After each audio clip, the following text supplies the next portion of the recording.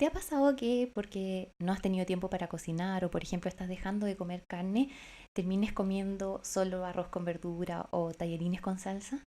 Si no nos planificamos bien, nuestros platos les podría faltar algún nutriente. Entonces, ¿cómo se debería ver nuestro plato para entregarnos todos los nutrientes que necesitamos?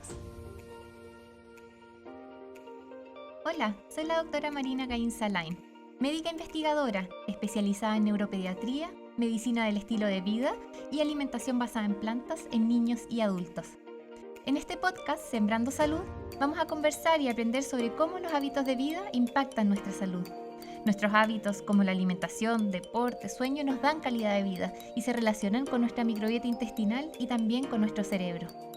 Mi misión es ayudar a niños, adultos y familias a vivir de forma saludable y consciente. Te invito a ser un participante de tu salud, vivir más saludables y plenos y aprender conmigo en Sembrando Salud. Bienvenidos al episodio de hoy, donde hoy día estaremos respondiendo a esta pregunta: ¿cómo se debería ver nuestro plato para entregarnos todos los nutrientes que necesitamos? Esta es una pregunta muy frecuente tanto en la consulta como también lo ha sido en la academia. Antes se usaba mucho la pirámide de alimentación, ¿se acuerdan? Donde veíamos cuáles eran los alimentos que más deberíamos incorporar hasta los que deberían ser menos frecuentes.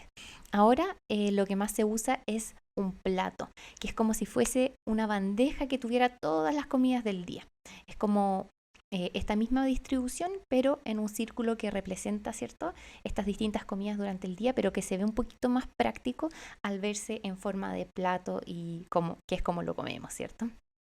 A mí me encanta esta forma de enseñarlo porque también es mucho más simple a que te digan, por ejemplo, come 30 gramos de avena o come 2 porciones de legumbre, y no tenemos tan integrado cuántos son estas mediciones, ¿cierto? O cuántos son estas porciones, y muchas veces tampoco uno quiere andar pesando y todo eso, y eso se entiende esa como exactitud, ¿cierto? En un contexto de una dieta quizás más estricta, pero a mí como me gusta este enfoque de medicina del estilo de vida saludable y un estilo de vida saludable que sea fácil y simple, eso no incorpora, ¿cierto?, estar pesando y midiendo comida.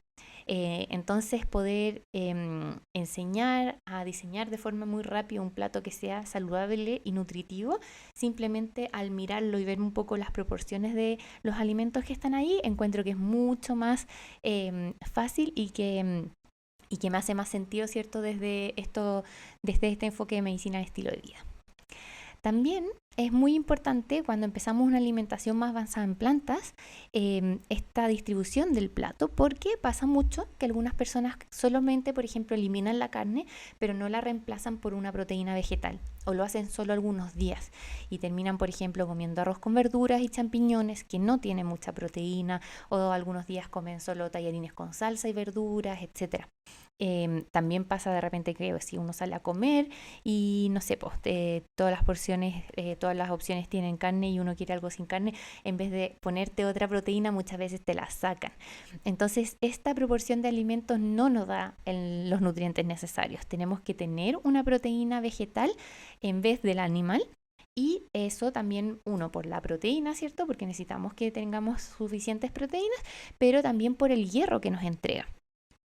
Si esta proteína vegetal la incorporamos en todas nuestras comidas, no nos va a faltar ningún nutriente.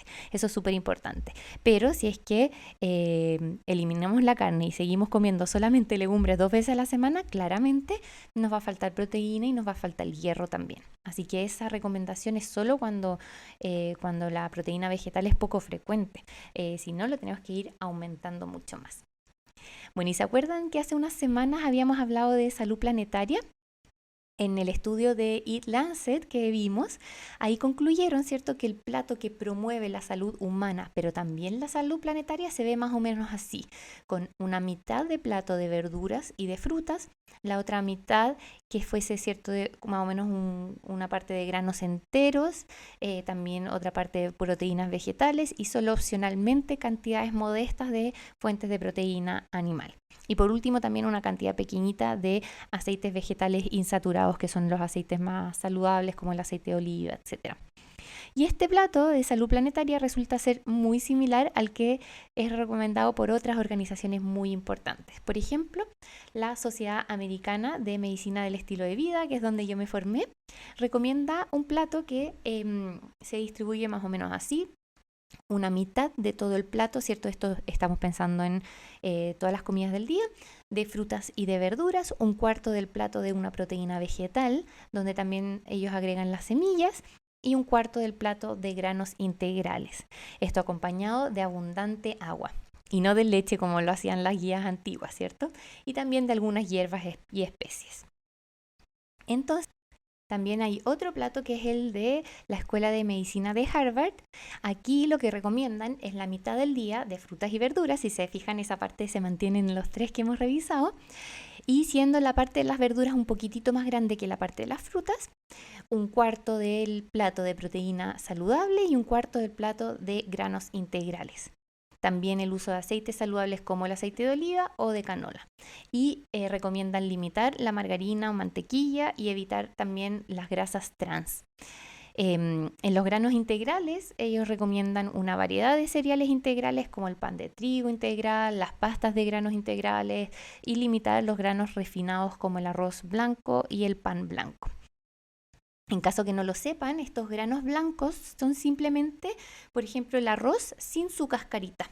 Entonces, cuando nosotros le sacamos la cáscara, queda más fácil de cocinar, queda más blandito, se cocina más rápido, ¿cierto? Pero perdemos su fibra, perdemos los minerales, perdemos gran cantidad del calcio que trae, también perdemos proteínas, etcétera. Es lo mismo, por ejemplo, cuando comemos una fruta y le sacamos la cáscara, que perdemos la parte más nutritiva de esa fruta. Lo mismo pasa con los granos. Entonces hay que ir acostumbrándose de a poquito a el cambio de sabor, a cocinarlos un poco más tiempo, qué sé yo. Pero lo que yo he visto que es más importante en cuanto a la limitación en mis pacientes es que no saben bien prepararlos, o que estos se demoran más, o que queden más duros, por ejemplo. Especialmente en el arroz integral. Y ahí un tip que te puedo dar es que lo puedes dejar remojando durante la noche, y ahí queda mucho más fácil cocinarlo después. Y así diferentes organizaciones tienen su plato como saludable que recomiendan. Yo, en base a lo que he estudiado, creé un plato de alimentación basada en plantas saludable para mis pacientes y también para ustedes si es que lo quieren recibir. Si quieres, lo puedes descargar de forma gratuita en mi página web www.doctoragainsalane.com /recursos, ¿ya? Esa es la página donde puedes descargar este recurso gratuito.